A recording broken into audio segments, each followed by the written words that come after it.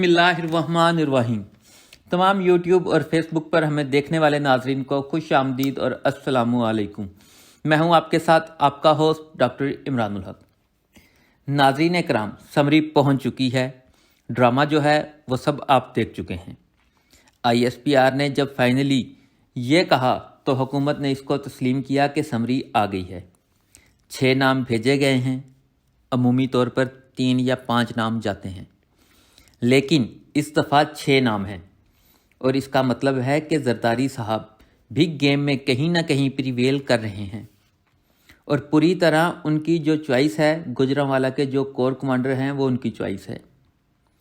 Peoples party के लोग भी ये दावा करते हैं। वैसे तो ये सारे जो 6 लेफ्टिनेंट जनरल हैं, दे आर ऑल कॉम्पिटेंट और पूरा ट्रेंड हैं और इनमें से कोई भी पाकिस्तान की कमांड कर सकता है क्योंकि ये जहां पहुंचे हैं अब ये पूरी तरह काम के लिए तैयार हैं। लेकिन बहरहाल पाकिस्तान के आइन और कानून को देखना होगा कि वो क्या कहता है। बड़ा इंटरेस्टिंग सिनेरियो है। इन 6 नामों में से एक जो हैं वो 27 तारीख को रिटायर हो रहे हैं। उनका नाम है जनरल आसिम मुनीर और इस वक्त नून लीगी ज़राए और उनके हामी जो व्लॉगर और सहाफ़ी हैं और वो ये कहते हैं कि जनरल आसिम मुनीर को नवाज शरीफ ने ओके किया है और वही अगले आर्मी चीफ होंगे। तारीखें तक दी जा चुकी हैं और इस पर बड़े बड़े जय्यद किस्म के और नून लीग के करीब नून लीग की क़यादत के करीब जो लोग हैं उनका ये कहना है वो अगर 27 तारीख को रिटायर होते हैं और उनका तकर्रुर नहीं होता तो इसके बाद पिंडी के कोर कमांडर साहिर शमशाद और दूसरे नंबर पर CGS हैं जनरल अजहर अब्बास। 2 हैं जो फिर सीनियर मोस्ट स्लॉट में हैं और वो उनके पास हैं। उसके बाद फिर जनरल नुमान हैं जो NDV में हैं, उसको हेड करते हैं। फिर जनरल फैज़ हैं जो कोर कमांडर हैं भावलपुर के और आखिर में core commander Gujranwala general Aamir को भी इसमें शामिल किया गया है। इसलिए अब ये 6 बंदे हैं। रात जो ड्रामा हुआ वो बड़ा अजीब था। DG ISPR के ज़राए ये कह रहे थे समरी जा चुकी है। मरियम औरंगज़ेब कह रही थी समरी नहीं गई। ख्वाजा आसिफ भी यही कह रहे थे कि समरी नहीं आई।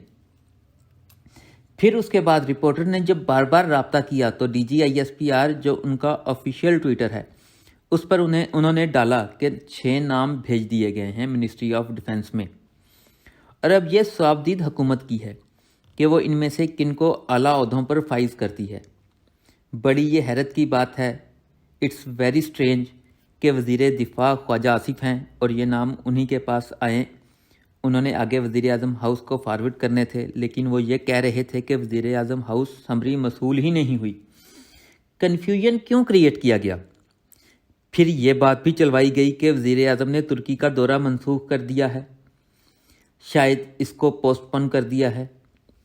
फिर उनका ये आया कि ये दौरा पोस्टपोन नहीं है, एक फ़िज़ा कायम की गई है नून लीग की कैदीन ने, जिसमें उन्होंने निशाना बनाया पाकिस्तान की फ़ौज को कि समरी में ताख़ीर हो रही है, समरी नहीं आई। आर्मी चीफ किसको बनाना है? वज़ीर आज़म का इस्तेकाक है। वज़ीर आज़म समरी के बगैर भी आर्मी चीफ लगा सकते हैं। सब कुछ एक तरह से कार्नर किया गया। पाकिस्तान की फ़ौज को बेसिकली ये बड़ा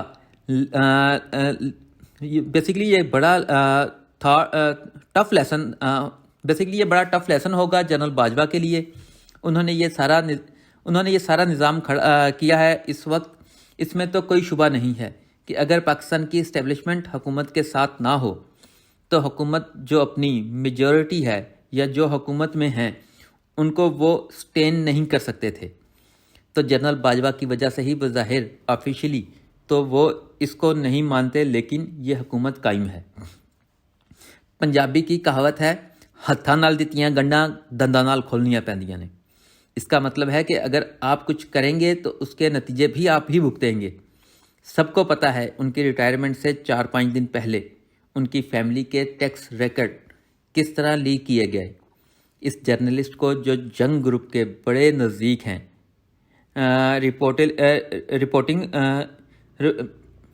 जो जंग ग्रुप के बहुत नज़दीक हैं, اور بہت سارے لوگ تو یہ دعویٰ کرتے ہیں، میرے پاس اس کی کوئی کنفرمیشن نہیں ہے، ابھی بھی وہ جنگ گروپ سے ہی تنخواہ لے رہے ہیں، اور مریم نواز اب بہت سارا کام سیکھ گئی ہیں، جو بھی انہوں نے کرنا ہوتا ہے میڈیا کے ذریعے کرتی ہیں۔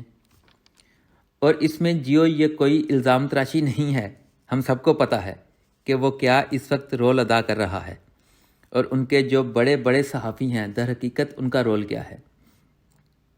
یہ جو مڈ سلیگنگ ہوئی ہے جنرل باجوہ سے لاکھ اختلاف، لیکن وہ ہماری فوج کے سربراہ ہیں، اور یہ جو ادارہ ہے یہ ہمارے دلوں کے بہت قریب ہے۔ یہ نہ تو کسی خوف کی وجہ سے کہہ رہا ہوں اور نہ کوئی مکھن بازی کر رہا ہوں۔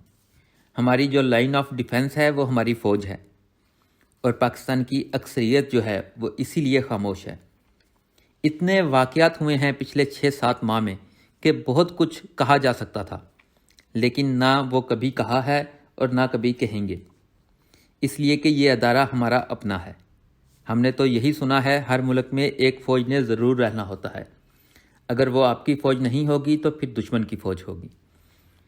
تو اسی لیے ہمیں ہماری فوج، ہمارے غازی، ہمارے شہداء، ہمارے جرنلز یہ بہت عزیز ہیں، ہمارے دلوں کے نزدیک ہیں، اور کبھی بھی ہم برداشت نہیں کریں گے کہ انہیں کوئی برا بھلا کہے۔ ہم ان کے کسی ایکٹ پر اپنی رائے کا اظہار ضرور کر سکتے ہیں، ان کو یہ بتا سکتے ہیں یہ غلط ہے، یہ صحیح ہے، لیکن مڈ سلیگنگ، الزام تراشی، گالی گلوچ یہ ہم کبھی بھی برداشت نہیں کر سکتے۔ لیکن نون لیگ نے کیا نواز شریف نے، ان کے ساتھیوں نے یہ سب کچھ کیا؟ اب میں صرف یہ کہوں گا ان کو سوچنا چاہیے تھا۔ 7 مہینے پہلے رجیم چینج کر رہے تھے تو ان کو یہ سوچنا چاہیے تھا کہ جن لوگوں کے لیے یہ سب کچھ کر رہے ہیں ان کا ماضی کیا ہے، وہ کس کے ساتھ ہیں، کس طرح انہوں نے دھمکی آمیز زبان استعمال کی، اور اب آگے جا کے وہ کیا کریں گے۔ بہرحال اب وزیر اعظم کے پاس یہ آ گیا، زرداری صاحب بھی پوری طرح اپنی خواہشات پوری کرنے کے لیے کام کر رہے ہیں۔ اب اگلا رول ہے صدر پاکستان کا۔ صدر پاکستان کے قانون کے مطابق پابند ہیں کہ وزیر اعظم جو ایڈوائز کریں گے اس کو آرمی چیف اپائنٹ کریں گے، لیکن وہ کسی بھی سمری کو 15 روز کے لیے روک سکتے ہیں اور اس کی نظر ثانی کے لیے واپس بھیج سکتے ہیں۔ پھر دوبارہ وہی فیصلہ وزیر اعظم صاحب واپس بھیج دیں تو پھر مزید 10 دنوں کے لیے وہ اس سمری کو روک سکتے ہیں۔ تو اس کا مطلب ہے قانون اور آئین کے مطابق 25 دن تک کسی بھی سمری کو، چاہے وہ آرمی چیف کی تعیناتی ہو، گورنر کا تقرر ہو، کچھ بھی ہو، وہ 25 دن تک اس کو روک سکتے ہیں۔ اب بڑا سوال یہ ہے کہ ادارے کی ریکمنڈیشن کیا ہے۔ صدر پاکستان جو ہیں وہ فیڈریشن کے نمائندے ہیں، وہ کسی پارٹی کے نہیں ہیں، انہوں نے سارا ماحول دیکھنا ہے۔ اگر کوئی غیر قانونی کام ہے تو اس کو بھی روکنا ہے۔ اب میں پہلے سوال کی طرف آتا ہوں، ہمیں کیوں نظر آیا ایک فرق ISPR میں اور وزیر اطلاعات اور وزیر دفاع میں؟ تو کچھ لوگوں کا خیال ہے جو سمری ہے اس میں جس ترتیب سے نام آئے ہوں گے، یا جو ڈوزیر ہے، ہو سکتا ہے کہ کچھ ایسا ہو اس حکومت کو پسند نہیں ہے، یا جس طرح یہ نومینیشن چاہتے ہیں اس طرح نومینیشن کی پوزیشن میں نہ ہو سکتا ہے۔ 2 سیٹ ہوں، 6 نام ہیں، 3 نام ہوں جوائنٹ آف چیف سٹاف کے لیے، اور 3 نام ہو آرمی چیف کے لیے۔ اور ہو سکتا ہے جو نام وزیر اعظم چاہتے ہیں، نواز شریف چاہتے ہیں، وہ چیئرمین جوائنٹ چیف آف کی کیٹیگری میں ہو، وہ آرمی چیف کی کیٹیگری میں نہ ہو۔ اس میں زرداری صاحب کی اپنی خواہشات ہو سکتی ہیں۔ تو ایک کیا سرائی ہے، یا کچھ لوگ جو خیال ہے کہ جو لوگ نہیں مان رہے کہ سمری آ گئی ہے، نام آ گئے ہیں، شاید ڈوزیر میں یا سمری میں ایسی چیزیں ہوں جس کو وہ پسند نہ کر رہے ہوں، اس میں کچھ تبدیلی چاہتے ہوں، اس لیے انہوں نے مناسب سمجھا کہ وہ کہیں کہ نہیں، نام آئے ہی نہیں، سمری آئی ہی نہیں۔ لیکن جب ISPR نے کہہ دیا کہ ہم نے وزارت دفاع کو نام بھیج دیے ہیں تو اس کے بعد ان کے پاس کوئی چارہ نہیں تھا۔ ایک پاسیبلٹی تو یہ ہو سکتی ہے، دوسری پاسیبلٹی یہ ہے کہ بالکل جو اسٹیبلشمنٹ ہے اس کو کارنر کر دیا گیا تھا یہ کہہ کر کہ جناب نام نہیں آ رہے، और ये कि गैर कानूनी काम हो रहा है, तो हो सकता है कि दबाव में लाना मकसद हो किसी अपने और काम के लिए। बहरहाल ये सब इस वक्त क्या सराइयाँ हैं। अब अगले 2 दिन बहुत अहम हैं, इसमें सब सामने आ जाएगा, वाज़ेह हो जाएगा ये बात कि कौन सा चीफ लगता है, और सदर मुमलिकत का रोल इसमें बहुत अहम है। 26 नवंबर का जो जलसा है वो भी बहुत अहम है। तो लेट्स सी ये कैसे अनफोल्ड होता है, देखते हैं। मज़ीद खबरें अगले व्लॉग में। अल्लाह हाफिज़।